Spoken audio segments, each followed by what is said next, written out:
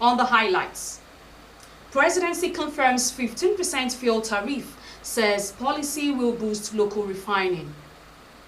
House of Reps probes tax deductions, multiple charges by banks. Plus, NIPOST unveils payment solution for foreign passers. Good afternoon and welcome to the news at 3. I am Catherine Ago. Do you love and care about Rstv State and her peace? Let's build and take her to greater heights. This is the task we must accomplish. To watch Rstv News Live, you can click on Rstv News Live on YouTube, at Facebook at Rstv Online. You can subscribe and click on the updates for our live feeds. Now the news in full. Rstv State Governor Siminala Ifubara has reaffirmed his commitment to his administration to job creation and youth empowerment, working in partnership with the National Directorate of Employment, NDE. Governor Ifubara made the pledge while hosting a delegation from the NDE led by its Director General, Silas Ali Agari, during a courtesy visit to Government House in Port Harcourt. Tamono Barabi Ibulubo completes the report.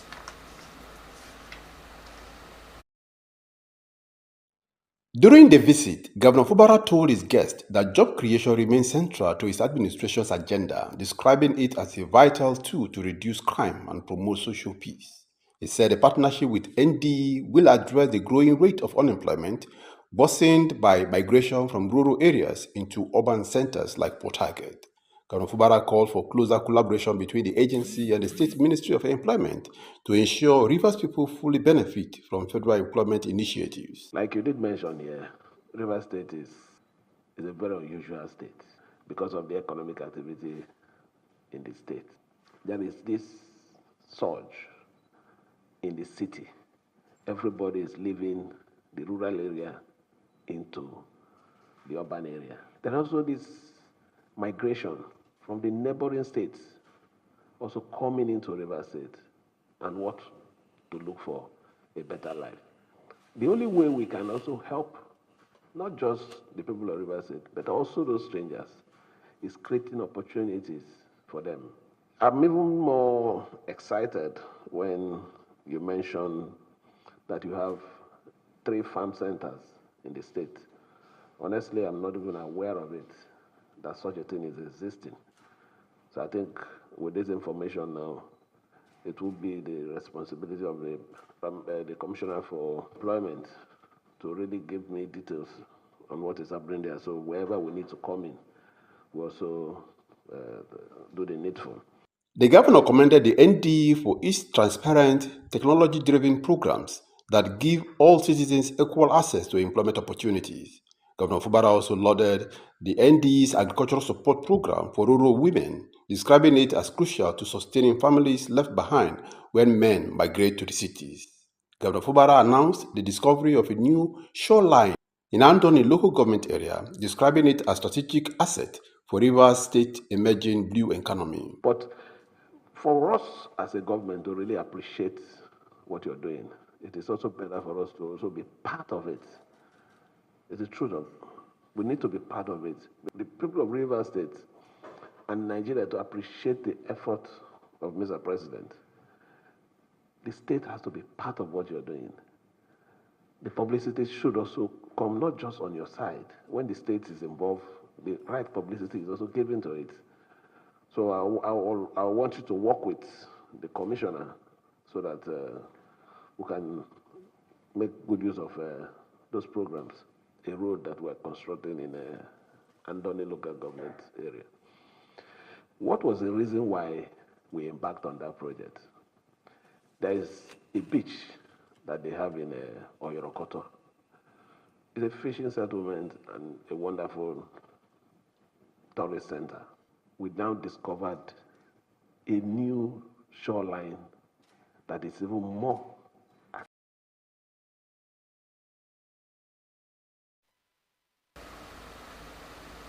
In response to recent flood incidents in parts of Rstv State, the Deputy Governor, Professor Ngozi Odu, has outlined plans to distribute relief materials to victims in internally displaced persons camps. Professor Odu, who is also chairman of the Rivers State Flood Prevention and Management Committee, gave the assurance while addressing the press at the Government House in Port Harcourt. Again, Tamunawarabi Ibulubo has the report. After the press briefing session, Professor Odu led members of the Flood Prevention and Management Committee, accompanied by journalists, on an inspection of relief material at the NNS Pathfinder Warehouse at Rumolumini in preparation for eventual distribution to flood-affected communities. Professor Odu clarified that media reports suggesting widespread devastation in the state were inaccurate, while addressing claims of inactivity and funding delays, explaining that the committee's financial account, temporarily frozen during the state of emergency, has now been reopened. She revealed that about 80% of the flood intervention fund had been used by the committee during the state of emergency administration for the repairs of IDP camps, borehole installations, and the procurement of non-perishable relief items currently stored at the naval base. Professor Odu said the committee operates in 3 phases: advocacy and prevention, mitigation and post-flood intervention, and is currently in the mitigation stage. She informed that engagements have been held with leaders of flood-prone local government areas including Ahuda West, Ahuda East, Obebe Mandoni, and parts of Abu Udua. Professor Odu identified the silted Orashi River as a major contributor to recurring floods in Ahuda West, calling for federal intervention for the dredging of the river. Addressing a recent tragedy, the Deputy Governor announced that the Vice Chairman of the committee and the Head of Service of the state will formally lead a delegation to the family that lost 2 children to flooding. They say seeing is believing. If we just told you the things we had and you didn't come, you probably will have some element of doubts in your minds. You've come in, you've seen, the commander has spoken through his officers, and you have seen for yourselves, what we have in the warehouse here is massive, it's enormous. So we want to let you know that these are part of the interventions of the Rivers State government of Sir Dr. Siminalayi Fubara. From next week, we'll start sending these items, food items, to the most hit LGAs as a way of mitigating the effect of the flood. Obiandu Madumi, Rstv News. We sincerely apologize for the mix-up on the reporter of that news story. It is actually Obiandu Madume. Moving on to the next news story. Chairman Obiapo Local Government Area of Rivers State, Dr. Gift Nwolu, has presented a 2025 supplementary budget of over 5 billion naira to the Local Government Legislative Council. He said the budget will address pressing socio-economic demands, complete key ongoing projects, and respond to new realities within the communities. Justice Ihumo has more. The budget has an estimated recurrent expenditure of over 3 billion naira, with over 2 billion naira for capital expenditure. The total estimated recurrent expenditure is 3,2,500,000 naira only. The total estimated capital expenditure is 2,271,766,665 naira.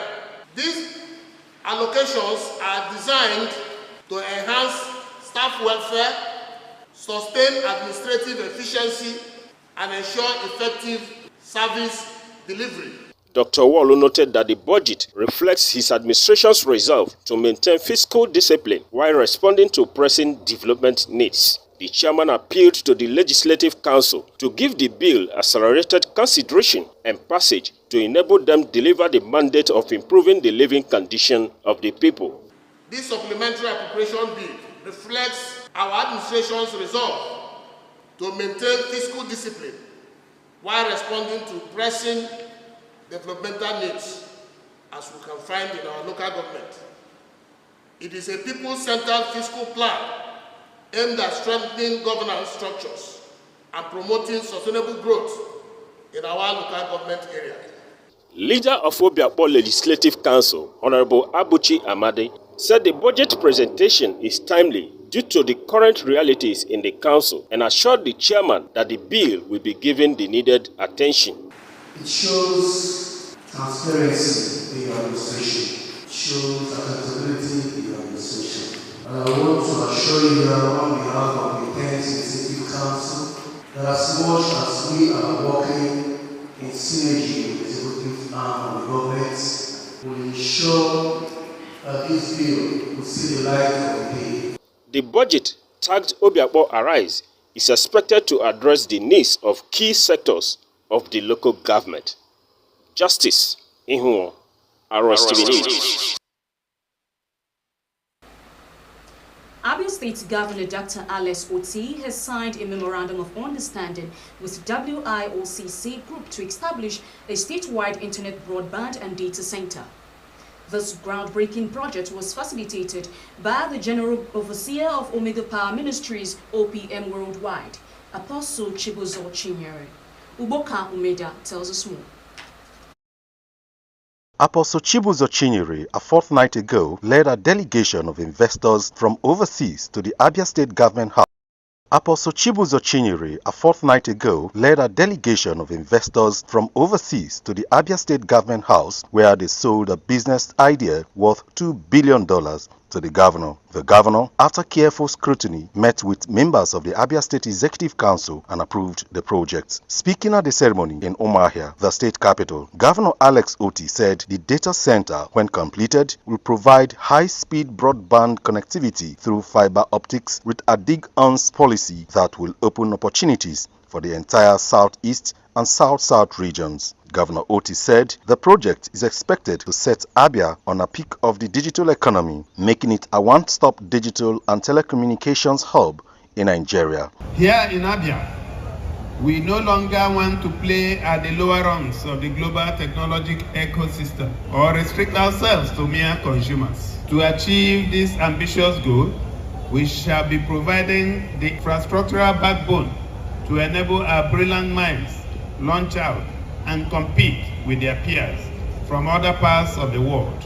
General Overseer of Omega Power Ministries, Apostle Chibuzo Chinyere, who was visibly elated, described the feat as a dream come true. Apostle Chinyere, who doubles as the king of Ohanku Kingdom, maintained that the business collaboration was necessitated by the lack of jobs for the youths and the need to strengthen the telecommunications sector, where many are getting rich through genuine business opportunities in the industry. According to him, the data center will attract the likes of Google, Microsoft, and Facebook, amongst others, stressing that the state will be interconnected with fiber optic cables linked to the Atlantic Ocean with a termination hub at the Owaza River of Abia State. Apostle Chinyere encouraged the youth to take advantage of the governor's gesture to key into the business opportunities that are bound to be financially stable. This project, when completed, is expected to set Abia State at the peak of digital economy,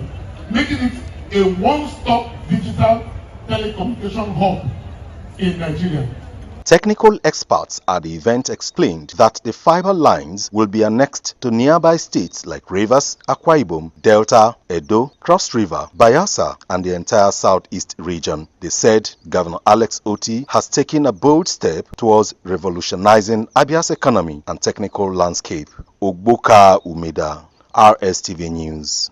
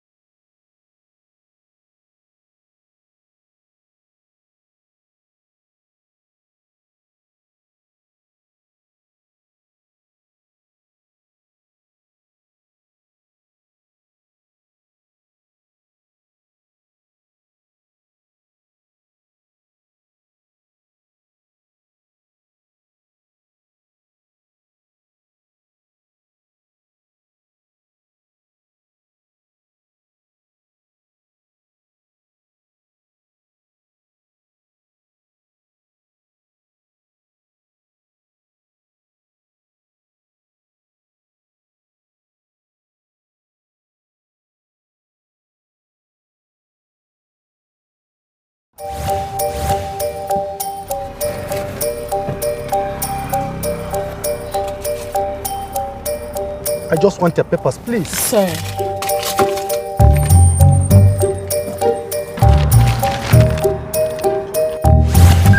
Salary don't enter. Yes, so. And money never even reach sef.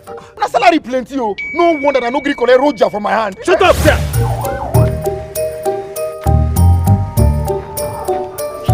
I'm here to bail my younger brother.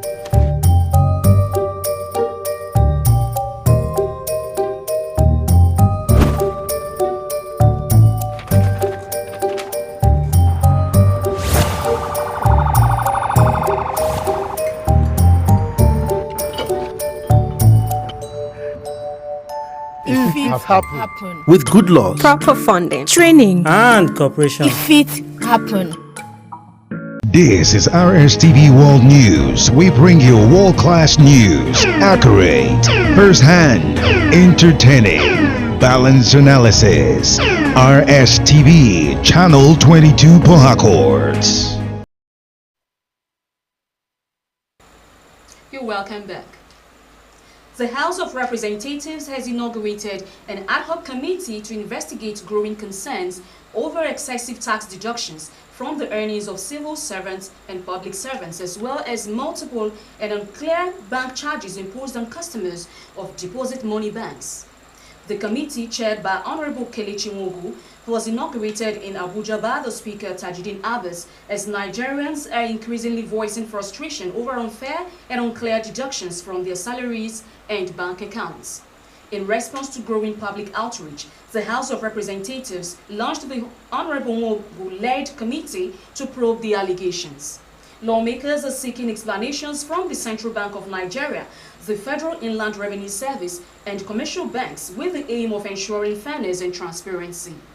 Speaking at the inauguration, Honorable Nwogu said the probe was prompted by widespread complaints from Nigerians over confusing and often unexplained deductions by government agencies and financial institutions.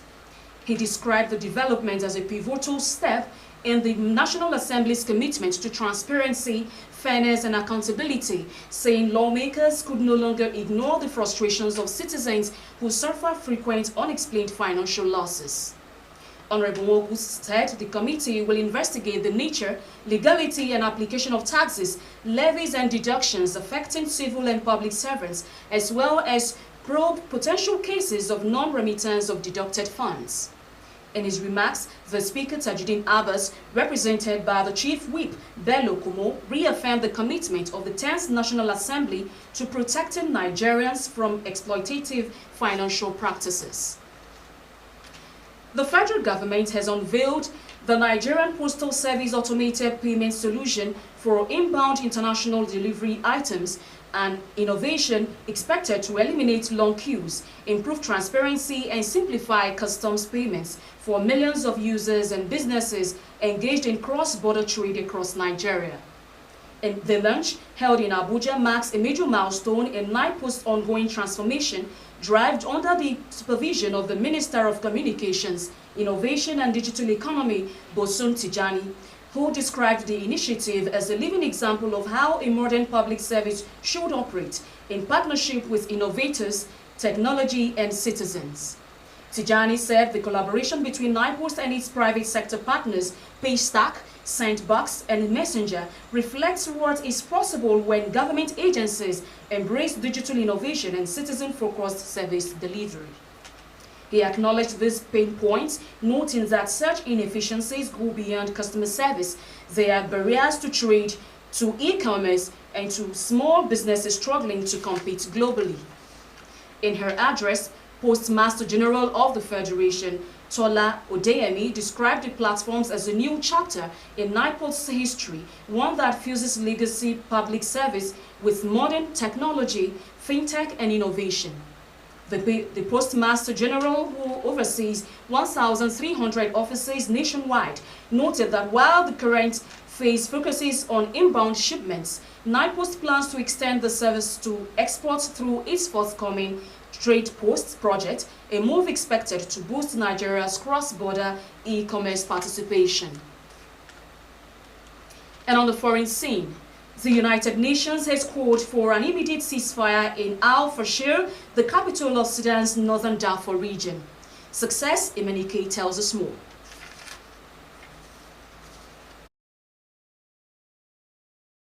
It was captured by the paramilitary Rapid Support Forces that there have been many reports of atrocities committed against civilians by its fighters. Addressing the Security Council, Assistant Secretary General for Africa, Mata Ama Akia Pubi, said the conflict has deteriorated even further since her last briefing. She spoke of widespread suffering and new surges of horrific violence, particularly in El Fasher, which had been under siege for more than 500 days. Pubi said attacks by both parties affecting new territories and new targets suggest the territorial scope of conflict was broadening. The UN Security Council urged all member states to refrain from external interference that seeks to foment conflict and instability in Sudan. Similarly, the United Nations Security Council is due to vote on Friday on a resolution stating that genuine autonomy for Western Sahara under Moroccan sovereignty could constitute a most feasible solution to the 50-year-long conflict.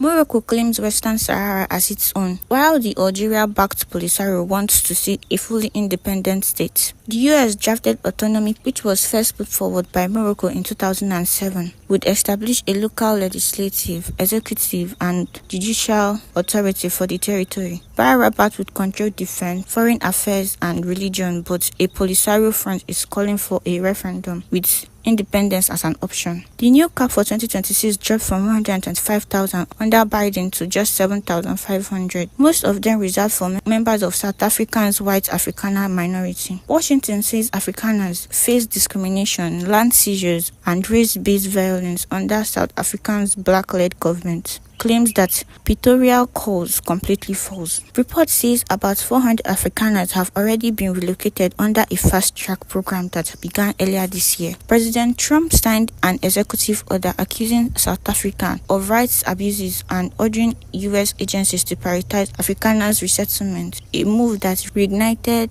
debate over race, refugees, and America's role in global migration. Success Emenike, Rstv Foreign News.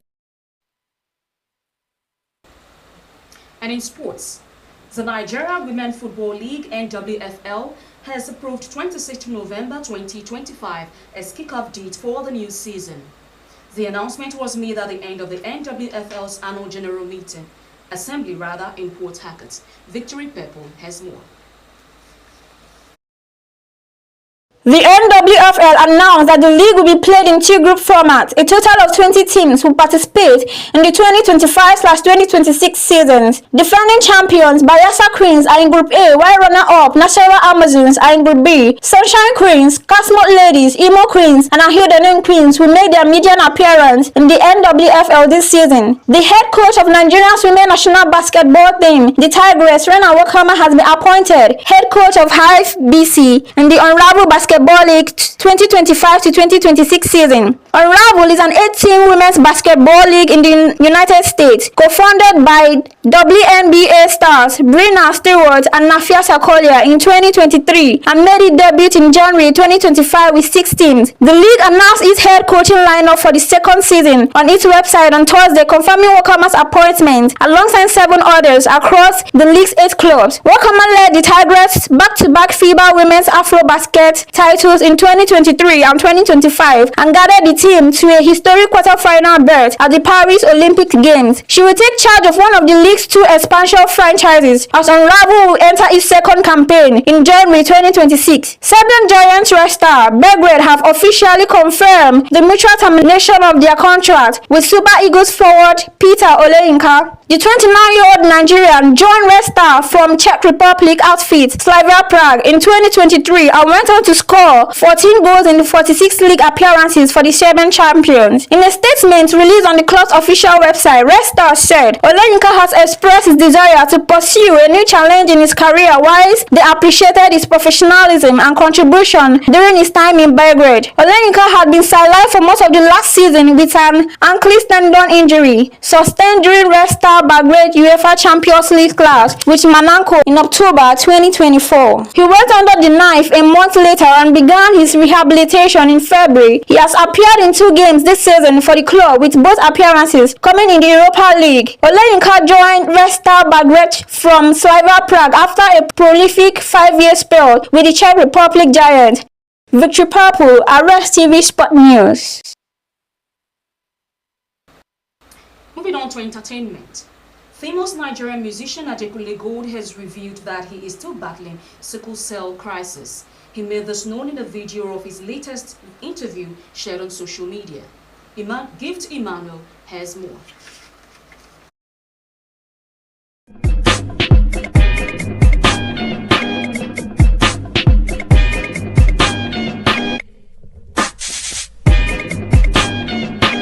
Sharing his experiences, the 38-year-old musician said he still has crisis while lamenting the pain caused by the disease. Adekunle Gold disclosed that he had been on lifelong medication since he was 5 years old.